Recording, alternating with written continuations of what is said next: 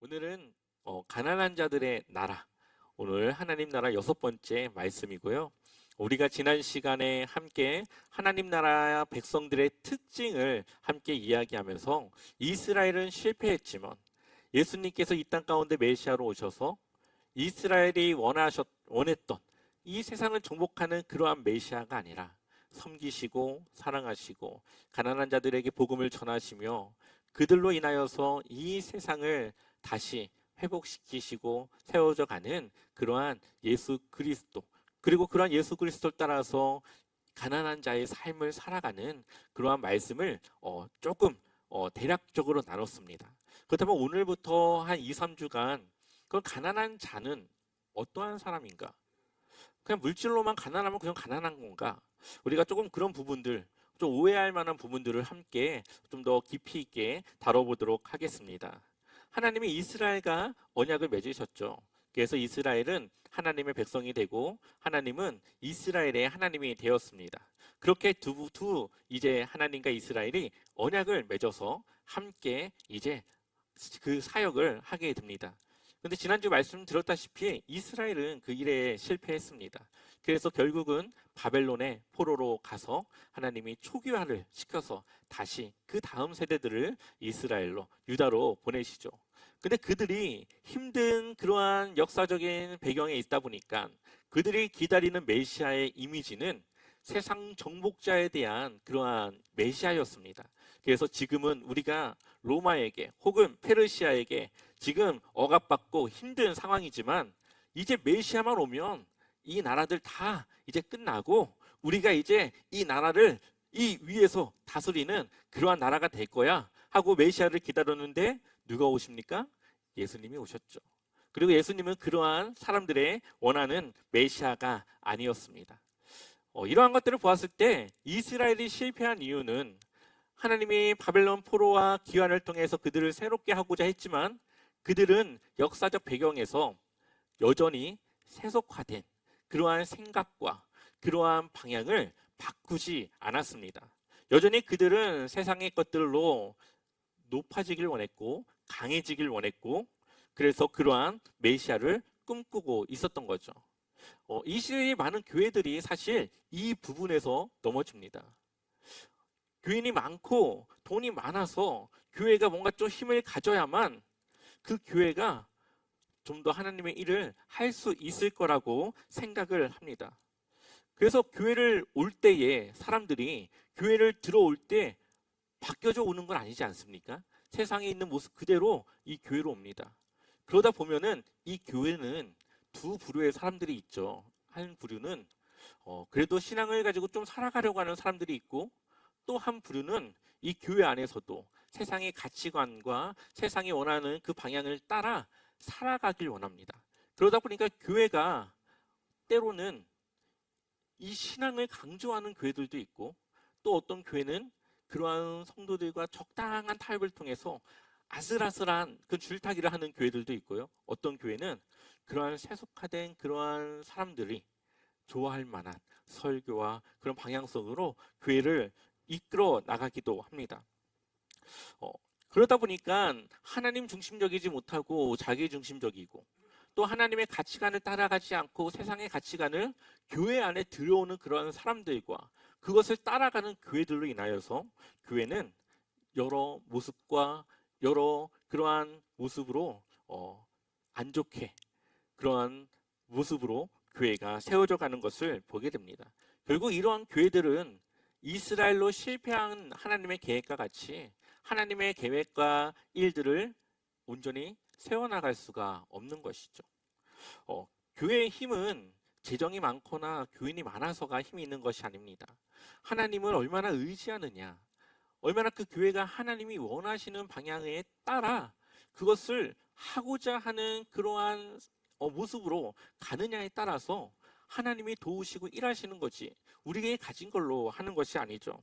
그렇기 때문에 이 세상에서 교회를 세운다고 하는 것은 또 이 세상에서 우리가 하나님 나라의 백성으로 살아간다고 하는 것은 쉽지가 않습니다.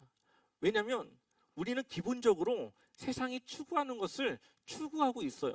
하지만 우리는 그것이 잘못됐다는 것을 알고 우리가 늘 이 방향을 하나님께 맞추려고 우리는 그렇게 살아가죠. 그렇게 살아가는 것이 쉽지 않기 때문에 우리는 이 하나님 나라 백성으로 하나님 나라를 이 땅에 이루며 살아가는 것이 쉽지가 않습니다. 우리는 늘 좀 더 세속화되길 원하는 그러한 마음을 안고 살아가고 있습니다. 그래서 바울은 이렇게 얘기하죠. 우리는 십자가에서 죽고 오직 예수 그리스도만이 사는 그 삶을 우리가 살아가야 됨을 이야기합니다. 우리 갈라디아서 2장 20절 말씀 한번 우리 읽어보겠습니다. 내가 그리스도와 함께 십자가에 못 박혔나니 그런즉 이제는 내가 사는 것이 아니요 오직 내 안에 그리스도께서 사시는 것이라.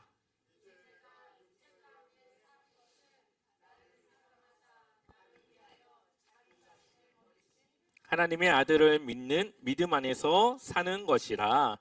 아멘. 바울은 그래서 우리가 하나님을 따라 믿음으로 살아가기 위해서는 우리가 십자가에서 죽어야 된다 말합니다. 예수 그리스도께서 십자가에서 죽으셨지만 우리가 예수 그리스도를 믿는 그 순간 우리가 그 십자가에 동일하게 죽는 겁니다.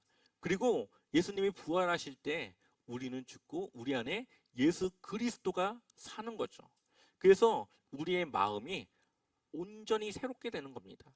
그래서 세상의 가치관보다 하나님 나라에 더 우리가 그 가치를 두고 그것을 위해 살아갑니다. 우리의 생각과 우리의 마음이 달라지는 거죠.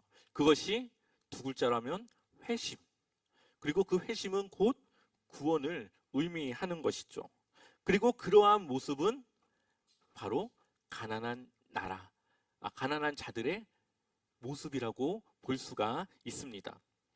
세상에서 깨어진 그러한 가치관을 따라 살아가지 않고 반대로 살아가는 그러한 삶의 상태를 표현하는 그러한 성경적인 대표적인 언어가 바로 가난한 자들이라고 하는 표현입니다.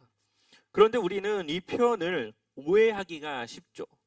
지난주에 함께 나눴던 것처럼 이 가난하다고 하는 것은 꼭 심령이 가난한 것만 이야기하는 것이 아니라 우리의 물질 또한 가난한 것을 의미합니다. 왜냐하면 세상이 워낙 물질을 추구하고 있기 때문에 그것의 반대편에서 우리는 살아가야 되기 때문이죠. 그래서 반드시 이 믿음으로 살아가는 이 신앙에는 이 물질에 대한 그러한 시험을 우리가 통과해야만 합니다. 그러므로 우리가 이 가난을 말할 때 내가 원하는 방식으로 이것을 이해하면 굳이 힘들고 어렵고 헌신만 하는 그러한 삶을 살아가게 되는 것이죠. 하나님의 생각이 아니라 내 생각대로 이것을 이해하면 괜히 고생하며 살아가게 됩니다.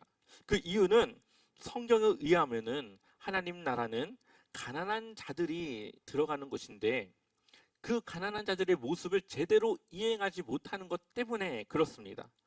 지난 시간에 우리가 이사야 61장에서 예수님이 오신 그 메시아의 그러한 말씀 그리고 누가복음 4장을 통해서 예수님께서 복음을 누구에게 전하는가에 대한 말씀을 함께 읽었습니다. 가난한 자들에게 복음을 전하려고 가난한 자들에게 아름다운 소식을 전하기 위해서 이 메시아가 오게 되는데 그렇다면 이 가난한 자가 어떠한 자를 말하는 것인지 오늘 이 시간 조금 우리가 이해를 하고 앞으로 몇 주간의 시간을 통해 좀 더 우리가 이것에 대한 오해가 없도록 이해를 해보도록 하겠습니다. 우리가 이 가난한 자의 삶을 이야기하고 있는데요. 이것을 우리가 혹시 오해하고 잘못 받아들여서 괜한 고생을 하지 않아야 됩니다. 예를 들어서 이 가난한 자들이라고 하니까 그럼 내가 백수로 살아가면 되겠다 생각하면서 늘 가난을 목적으로 살아가면 그것이 가난한 자들의 삶일까요? 성경은 우리에게 주어진 일에 최선을 다해서 살아가라고 말합니다. 그렇기 때문에 우리의 목적은 가난한 자의 삶이 아니라 이 가난을 목적으로 살아가는 것이 아니라 최선을 다해서 우리의 하루를 살아가야 합니다. 또한 이 말씀을 근거해서 나보다 더 좋은 형편에 있는 사람들을 정죄하면서 아유, 저 사람은 가난하지 못해가지고 어떻게 천국 들어가려고 그래. 정죄하거나 시기하거나 질투하거나 하는 그런 우리의 모습은 좋지 못한 모습이겠죠. 또한 이 가난한 자라고 하는 것을 악용해서 직원들에게 아주 살아가기 힘든 그런 막 턱걸이 같은 그러한 월급을 주면서 그렇게 살아야지 천국에 들어갈 수 있습니다 라고 이야기하면서 열정페이를 요구하거나 한다면 그것 또한 잘못된 생각으로 이것을 이해하는 걸 겁니다. 또한 교회 안에 다 이 재산의 수준이 다른데 이것을 동일하게 한다고 재산을 다 걷어가지고 똑같이 맞춰서 그것을 분배한다면 이것도 아니겠죠. 공산주의와 같은 그런 방법도 하나님이 원하시는 방법은 아닙니다. 더욱 중요한 것은 가난하다고 해서 가난한 자가 아니라는 거죠. 부자도 가난하게 살아갈 수가 있습니다. 그러니 여기서 말하는 가난이라고 하는 것은 물질의 많고 적음에 대한 이해로 우리가 받아들여서는 안 됩니다. 그래서 오늘 이 시간이 우리에게 조금은 필요하고 중요한 시간이 될 것 같습니다. 중요한 것은 내가 경제적으로 어렵다 느끼는 그러한 가난이 아니라 하나님이 보실 때 우리의 삶의 방향이 어디를 향하는가? 나 중심의 삶을 살아가는가? 하나님 중심의 삶으로 살아가는가? 바로 그것이 하나님이 보시는 그 관점에서 이것을 이해해야 된다는 거죠. 우리가 부족할 수 있습니다. 하지만 그 부족함이 그냥 경제적인 부족함이 아니라 그것을 통해 하나님을 찾고 하나님의 은혜를 경험하며 그 하나님과의 그 관계를 끊지 않고 이어져 간다면 그것이 바로 하나님이 우리에게 주는 복이라는 것을 성경은 우리에게 말하고 있죠. 그걸로 인하여서 하나님을 찾고 그걸로 인하여서 하나님과 함께하는 늘 나에게 부족함이 있어서 그것을 위해서 하나님을 찾으며 살아가는 그러한 삶이 바로 가난한 자들의 삶인 겁니다. 그러니 물질의 많고 적음이 아니라 그 삶 속에 하나님으로 인하여서 그 부족함을 채워가고 있는가? 그 방향이 하나님을 향해 있는가? 이것을 말하는 겁니다. 예수님께서 늘 누구를 만나시죠? 삶이 부족하여서 예수님에게 도움을 구하는 자들을 찾으십니다. 그래서 죄인들을 만나고 병든 자를 만나고 늘 그 예수님의 찾아오는 막 다윗의 자손 예수여라고 하면서 막 예수님을 찾는 그러한 사람들이 예수님을 만납니다. 삭개오가 가난했습니까? 근데 예수님을 찾죠. 그 안에 예수님이 아니면 채울 수 없는 공허함이 있기 때문입니다. 아마 많은 사람들도 그것을 느끼지만 그것을 어디서 채워져야 되는지 모르기 때문에 예수님께로 오지 못하는 거죠. 하지만 누구나 부족함은 있고 그것을 하나님으로부터 채우며 그렇게 하나님을 의지하고 살아가는 자기 중심성이 아니라 하나님 중심의 삶을 살아가는 것이 바로 우리가 살아가야 될 가난한 자들의 삶이라는 것을 우리에게 말해주고 있습니다. 그렇기 때문에 이 신앙생활에 있어서 만약에 하나님을 믿음으로써 더욱 풍족한 그러한 재산을 쌓고 싶은 그러한 마음으로 믿는다면 차라리 이 시간에 교회 나오는 것보다 나가서 1시간이라도 더 일어서서 그걸로 모으는 게 더 빠를 겁니다. 하지만 그것은 내 노력으로 되지만 하나님 나라를 들어가는 것, 하나님의 자녀로 그 은혜로 살아가는 것은 우리가 어떠한 걸로도 채울 수 없고 이룰 수 없는 오직 예수 그리스도만이 줄 수 있는 바로 그러한 은혜라는 것을 우리가 기억해야 되는 것이죠. 그렇다고 우리가 무수요의 삶을 살아가야 한다는 것을 해야 된다는 것은 아닙니다. 내 가진 것을 내가 주인으로 생각하는가? 아니면 하나님이 맡겨주신 청지기적인 그러한 관점에서 그것을 이해하는가? 그것의 주인이 나인가? 하나님인가? 바로 이것이 가난한 자의 삶을 살아가는가? 그렇지 않은가에 결정적인 차이가 있다고 볼 수가 있습니다. 자, 돈이라고 하는 것이 선한 걸까요? 악한 걸까요? 그쵸? 돈이라고 하는 것은 그냥 도구입니다, 도구. 우리가 칼을 쓰는데 칼이 착한가? 악한가? 고민하지 않죠. 그냥 필요에 따라 쓰는 거죠. 그래서 이 칼은 의사가 잡으면 사람을 살리고 강도가 잡으면 사람의 생명을 빼앗을 수 있는 겁니다. 그것을 누가 쓰느냐에 따라서 가치가 달라지는 도구입니다. 돈도 마찬가지로 그것을 누가 쓰느냐에 따라서 좀 더 하나님의 그 가치를 따라서 세상의 빛으로 사용할 수도 있기도 하고 그렇지 않을 수도 있는 하나의 도구일 뿐이죠. 그럼에도 불구하고 성경은 돈에 대한 많은 경계의 말씀을 주고 있습니다. 그 이유는 예전부터 이 세상은 이 물질과 관련된 많은 우상을 섬겼기 때문이죠.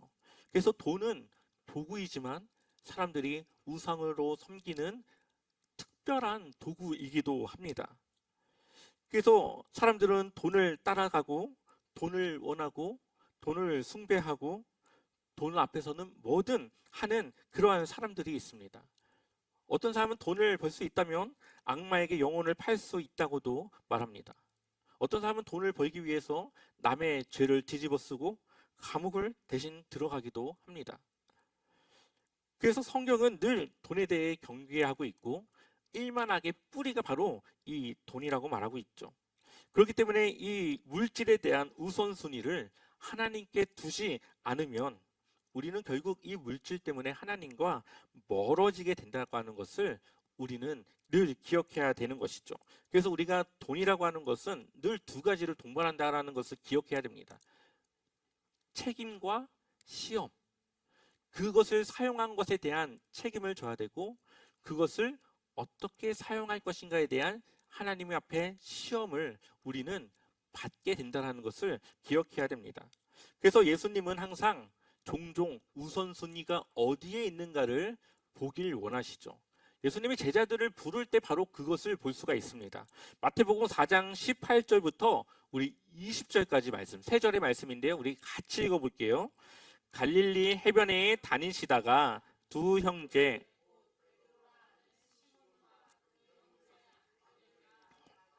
금을 던지는 것을 보시니 그들은 어부라 말씀하시되 나를 따라 오너라 내가 너희를 사람을 낚는 어부가 되게 하리라 하시니 그들이 곧 그물을 버려두고 예수를 따르니라.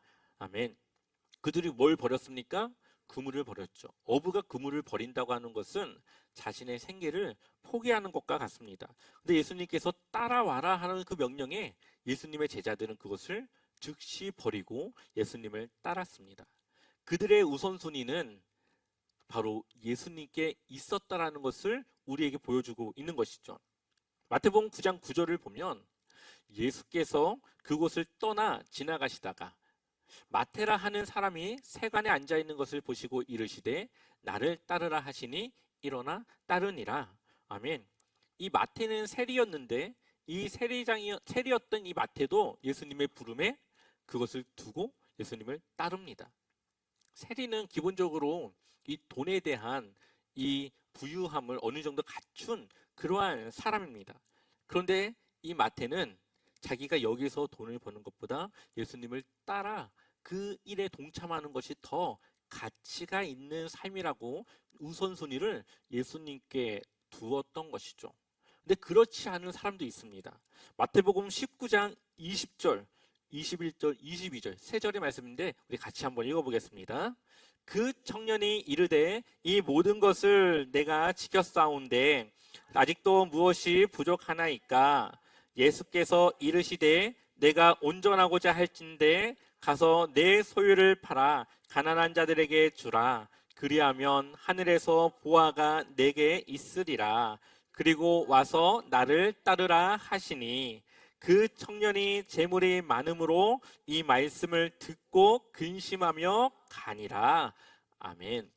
이 청년은 자신이 모든 율법을 다 지키고 살아간다 생각을 했고 그렇기 때문에 자신이 구원을 받을 것이라 생각했습니다. 그래서 자신있게 예수님께 영생을 얻으려면 어떻게 해야 됩니까? 처음에 율법에 대해 물어보니까 내가 이것을 다 지켰습니다. 무엇이 부족합니까? 물어보니까 예수님이 너가 가지고 있는 것을 다 팔아서 가난한 자들에게 나눠주라.